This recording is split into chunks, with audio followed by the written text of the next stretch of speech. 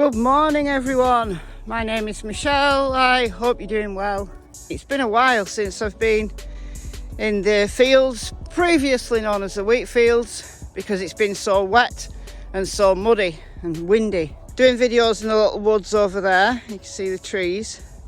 Protects me from the rain and the elements, protects my camera and makes the sound okay. So I'm going to be in an open field, so if there's some wind noise, it is slightly windy, then forgive me. And I have worn wellies this morning. I don't like wellies, but I am dissenting to popular opinion. But I've chosen to take this walk today because I need some time. I need to take a long walk this morning to go through everything after the release of the behaviour panel's interview with no other than Mr. Donald Wells. So I want to give a breakdown of it, my opinion and my opinion only. Spoiler alert, my opinion of Donald has not changed. You know, there are people out there who pity them and who truly believe their story, and that's fine. That's good. That's up to you, Train. I do believe Donald was genuinely upset in that interview. I believe his tearing up was real, but is it for Summer or is it for himself? So let's get into that. But first, Donald's local TV station has done another interview with him, and they've gone down the dog trail. I'm not going to play you the news clip because the last one I played, they've copyright claimed it. It's not a copyright strike, but it means that they get the monetization from the video. They could strike, they could start striking, you know, taking the monetization for any monies earned, as little as that might be, from the video. I don't really mind, it is their content. But when it comes down to it, you know, they have the right, it is their copyright, it is their stuff. So they do have the right to copyright strike, and 3 strikes you're out. So I'm not going to be playing interviews from WHAL. Is that it? WJHL. Oh, forgive me. It's early in the morning, guys. But yeah, they've done an interview, another interview with Donald. Another exclusive with Donald. They watched Donald at the basement door. They listened to his story about her being abducted, and she might have been short of air, which is why there was this muffled scream that now ex-neighbour Geordie Sue heard. Oh, we laid it on thick. There was also some comments from Sheriff Ronnie Lawson, who said, you know what, this isn't any worse than any other area in Hawkins County for drugs, and Ben Hill it's not a drug hotspot. Believe him or don't. I know some people are very negative towards Sheriff Ronnie Lawson. Is he making it up? I don't know. Who would you rather believe, Donald Wells or Sheriff Ronnie Lawson, or do you not believe either of them? I don't know, that's an open question. But he said everybody is still a suspect. And yes, it is true. So Sheriff has confirmed this. It is true that the search dogs went down the dog trail and then lost the scent. But another train, they lost the scent on the dog trail at the bottom. But guys, as we've said in previous videos, Summer's scent is going to be literally all over that property. Donald has talked about Summer following her brothers, and although she's not going to follow them all the way down to the creek, she does follow them. So what are the chances of her following her brothers down this particular dog trail? And there's numerous trails around that property. It's 11 acres. It's a decent sized property. And it's a perfect playground for 3 little curious, energetic boys to play in. You know, under different circumstances, with a different family, it would have been idyllic to live there. I would have loved playing on that property when I was a kid. I'd love playing on that property now, in and out of the trees. So Summer will have played there, right? She might have been told that she shouldn't go far because of the bears and the bad people and the wildcats.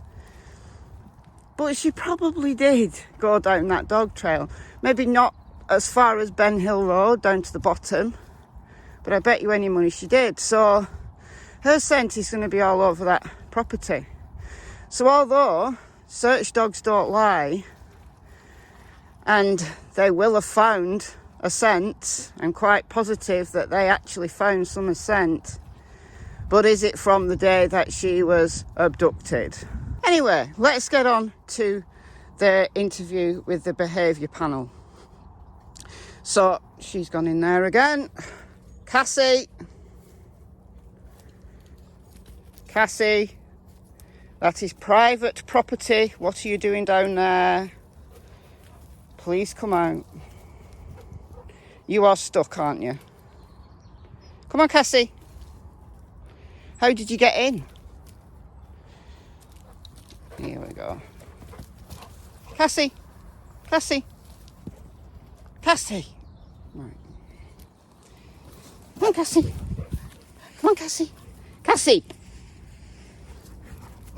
Right, fine. Do that one then. Good stuff. Tilly's telling her off now for running away. It's okay. You've told her. It's fine. Just don't do it again. Right? She's going to try. All right, the behaviour panel. So Cher, Voices Behind the Wall, has posted a text message on her community post with Donald saying, you know, it's kind of a make or break kind of thing. And I believe it is a make or break kind of thing. So Donald was interviewed by Scott and Greg. They are behaviour, body language, behaviour experts. According to them, Donald contacted them. So according to them, Donald sought them out. Another train, what the hell? I'm never going to get through this video. And I think they may see him contacting them as a positive. Of course it's a positive. But what is the reasoning behind it? If Donald says, you know, it's a make or break, well, why did he do it in the first place? Is my first question. And he was clearly nervous. He was kind of swallowing hard. You could tell perhaps he had like a dry throat, you know, like you get when you're nervous. But, you know, cameras on him. Going to be seen by probably over 100,000 people. I think last time I checked, which was earlier this morning, it was on 76k views. So, you know, he knows all eyes on him. But doesn't he like that though? Doesn't he like the attention? And I think we've seen that. You know, what he says about, you know, social media being this, you know, turned on him. Social media, you know, all out to get him. Well, why is that, Donald? Is it because of your own behaviour and the pranks that you and Candice have pulled, isn't it? Isn't it that that's caused the social media frenzy? I think so. You know, I've said this in a previous video, but inadvertently, Donald's antics online have kept Summer's name out there because there are no updates. There's been no updates from law enforcement for a long time. Certainly not from the TBI. Sheriff Lawson has spoken a little bit, but from the TBI, there's nothing. So, you know, we just have to hope and pray that the TBI are working really hard behind the scenes and they don't want to release anything because this is a very active investigation. That's my hope. Summer's name would have been forgotten a long time ago. You know, it's just another missing child if it hadn't have been for Donald's antics. So inadvertently, this social media frenzy, although it's been negative towards Donald, it has kept Summer's name and Summer's face out there. But come on, guys, Donald does like the attention. But he knows that these guys are experts, and if they talk negatively about him and they are going to analyse the interview, they are going to do that in a future episode of the show. But why did he contact them if these guys are experts? Was it for genuine reasons that, you know, they can get Summer's name out there, they can get the real story of Summer being abducted out there? Or is it to clear his name? Because right at the beginning, when that first interview with Don and Candice came out back in June, the behaviour panel reviewed it and said that they didn't see deception. They didn't see a lot of deception in that interview. Well, frankly, I thought the same. That the way they behaved, clearly Candice looked intoxicated with something, and her timeline was a problem. That was my red flag. But the body language didn't draw up massive amounts of red flags for me, and nor did it the behaviour panel, and I understand why. So I'm going to argue in this video, and it's one of my main kind of take-homes really, that he did this on purpose to clear his name. But in my humble opinion, this hasn't cleared his name, in my humble opinion. Now, although he was probably sober and quite coherent and not ranting like he has been in some of his appearances on YouTube, shall we say, they kept him structured. It was a good interview. I thought they did very well, keeping him on track and keeping him focused. But I am really disappointed about one thing, and that is that they didn't question him on the specifics of the timeline. And I think that's where the major discrepancies and the major problems arise in their story. Why are you weeing in that water, you weirdo?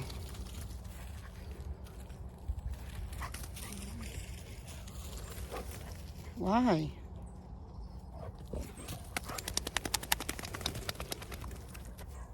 You happy now, Tilly? I knew it was going to be a muddy one. Why did they not question him about the specifics of the timeline? He went through what I call the script that Candice, Grandma and Donald have stuck to throughout. So his story has been consistent in relation to, you know, Candice going to the swimming hole, coming home, putting the shopping away, planting flowers, and then Summer wanting to go into the house to see her brothers.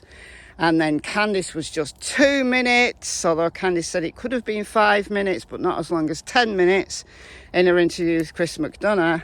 And Summer disappeared. We've also heard from Candice on the 20th of June when the neighbour reported hearing a scream. This was on Crazy Crime Chick's channel. That she didn't hear the scream because she was inside searching for Summer.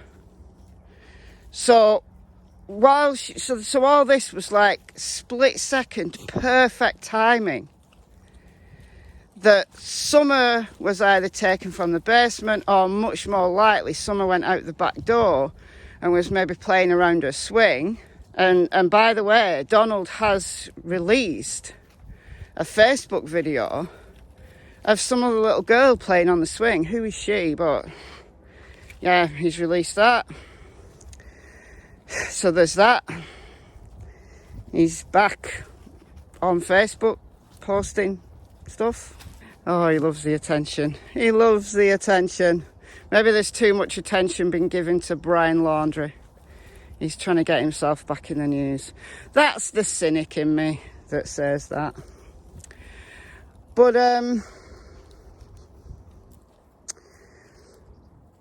so it's split second timing. Summer went out the back door. Just at the moment that Candice was inside looking for her, some abductor came along and grabbed her, took her down the dog trail, covered her mouth so the screams were muffled. Geordie Sue heard it, but her kids, her daughter, just thinks it's kids playing. So this scream, although I believe Geordie Sue when she said it happened, something happened, we don't know that it was Summer screaming. We don't know that. We do not know that. So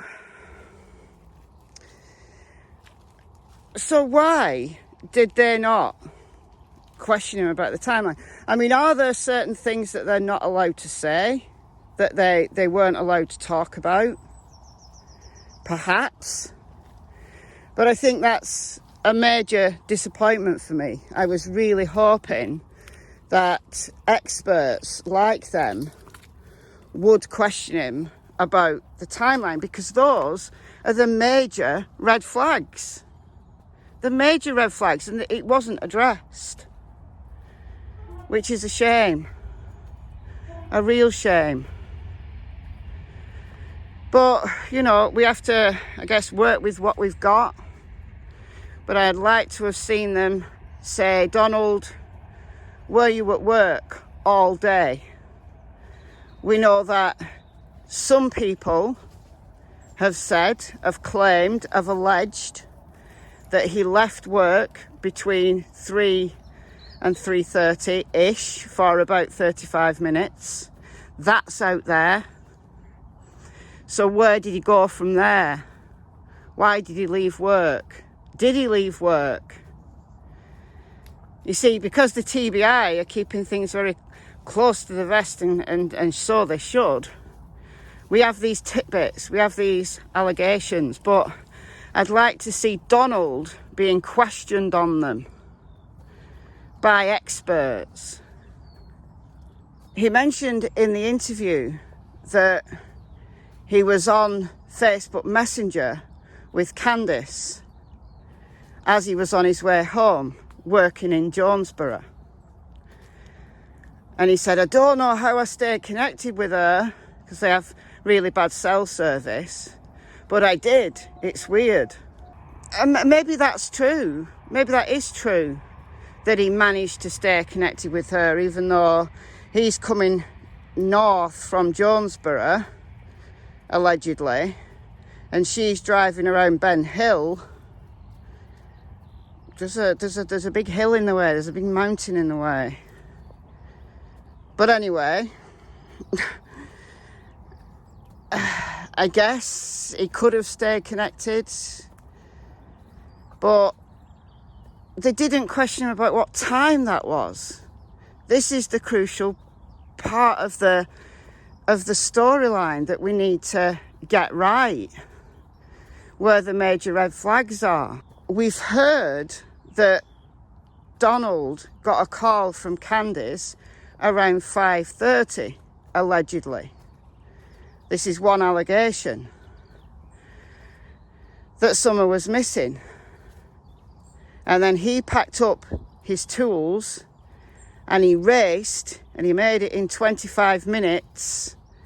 On the map it looks more like 35 minutes, 40 minutes, but he was speeding He nearly lost it round one corner and he made it in 25 minutes. Well, that might be true. You know, he's panicking, his daughter's missing, he needs to get home ASAP. But what time was that? I want to know what Donald says about that. And more than likely he'll say, I don't know. Oh, I don't know. I'm not very good with time. Because none of them are very good with time. But why was it not questioned to watch his reaction? Why? And then the 911 call, the first 911 call, they both called 911, came in at 6:23, and then there was another at like 6:25 or 6:26. Well, I've argued in previous videos that they made those 911 calls, both of them, to prove where they were, to prove that Donald wasn't at home and Candice was at home. So the script checks out. But that it wasn't brought up. So I believe, my opinion only, in not questioning the timeline, it's not given us the full capacity of what the behaviour panel might have gleaned from an interview with Donald. Now, we don't know what they agreed beforehand. Did they agree that they weren't going to talk about certain things because of the investigation? Possibly. But all I'm saying is it's a shame. But what did they talk about? So there was some useful stuff that I think is really important. They were good in that they let Donald talk, they didn't interrupt him, they asked very specific questions, they made sure he understood. I think Donald has had some coaching in that he was able to kind of stop, and if he didn't understand, he was able to say, I don't understand, rather than just ranting and rambling. And they were also good that they went from one topic and let Donald talk about that, and then they asked the same question again. So they asked him more than once about the disappearance of Summer. You know, do you know anything about the disappearance of Summer? And look at his face the first time they asked that. Look at his face. So Greg said, do you know anything about the disappearance of Summer? And he very assertively said, no, sir. And that was it. No, sir. And then they asked him another question. But look at his face. Now, what does that face, that micro expression, say to you? There's a hint of duper's delight, in my humble opinion. Look at his eyes. I do not believe him. Now, I don't care what the behaviour panel is going to say about it. I don't know whether they're going to be very positive about Donald or not. But in my opinion, the micro expressions that he let out in this interview at key points are very, very telling. And that is the perfect example, in my opinion. And the other big thing is, he said he knows she was kidnapped. He doesn't believe Candice has got anything to do with it. But he went through his usual spiel that we've heard him rant about in less sober moments, Ali and Hunter, and he kept coming back to them. Why did they fall out with them immediately after Summer disappeared? Well, weren't they already not speaking for like several months before that? Weren't they already at loggerheads? And he mentioned the Jose and the issues that got Don arrested October. He mentioned all of that. But those are two people who he scapegoats. And the drug dealers, you know, the person that he fired, all these people that he's talked about previously, he brought up. So he's getting in there lots of reasonable doubt, lots of different suggestions. He may truly believe that Summer was taken by a drug dealer. He let out that the TBI asked him about drug debt. And he said, no, I'm not in debt for drugs. I had 3,000 in the bank. Yeah, but a drug debt might have been considerably more than 3k. 3k sounds a lot, but it's not really, is it? This issue about did he sell Summer to pay off debt? You know, he claimed in one of his less sober moments, you know, that the Mexican cartel, you know, Candice's drunken prank, the cartel of God, my God. And he's talked numerous times about, you know, the border. It's too easy to get over the border into Mexico, and drug running and trafficking and all of that is real, right? Thousands of kids are trafficked every year. But he believes Summer was taken off that property by an opportunist or somebody who, you know, who he'd supposedly wronged. But then the bizarrest and the thing that nailed it for me as to why he really did this interview is that he went on and on and on about his stepsisters. In my opinion, he's contacted the behaviour panel because they believed him, or they didn't see deception in his first interview, and he thought these guys were the ones who could clear his name and he could tell his story to and come across as the good guy, and they would believe him. But if he'd have kept away from the stepsister story, he'd have fared a lot better, in my opinion, in this interview, because it nailed it for me, the way that he talked about his stepsisters, the way that he kept going back to it. I mean, it was prompted by Scott saying, you know, what we talked about on the phone, and that's what kind of triggered him to talk about it. But that they lied, they've made lots of things up, and Chris McDonough is involved.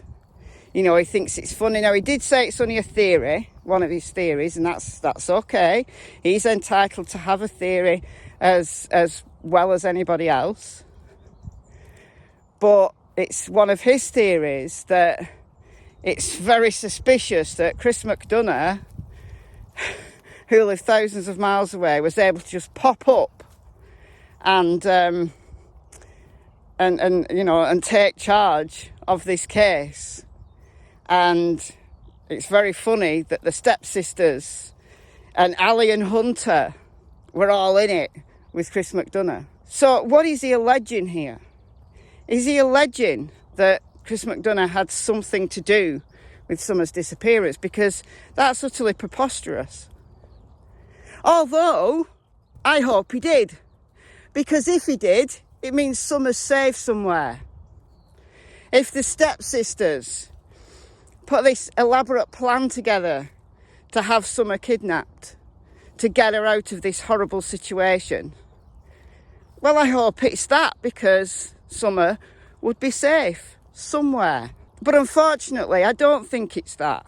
In my opinion, I think this theory is nuts. That Chris McDonough, the stepsisters, possibly Ali and Hunter, are all in it to kidnap Summer. What, to get back at him and all the lies that they've told about him. No, Donald, you did this interview, and for me, nails it. You did this interview to clear your name, to make them look bad, to slur them, to take the heat off you.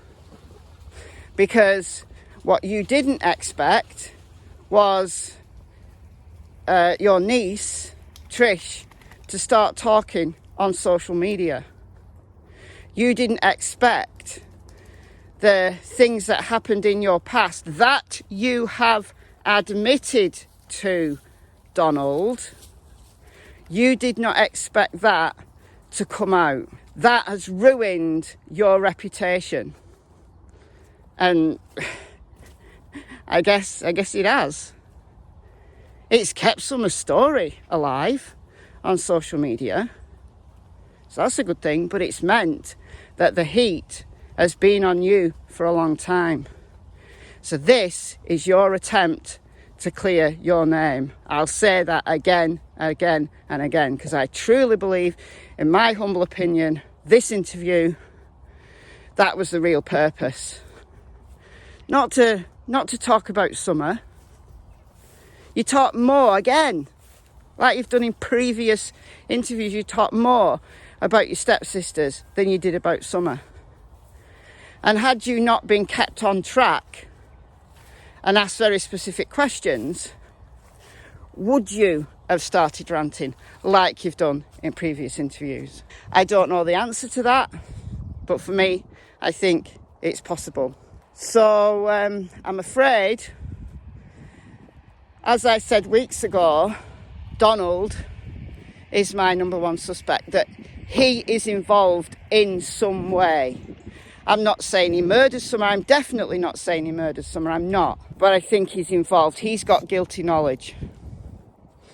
But he's not my only number one suspect.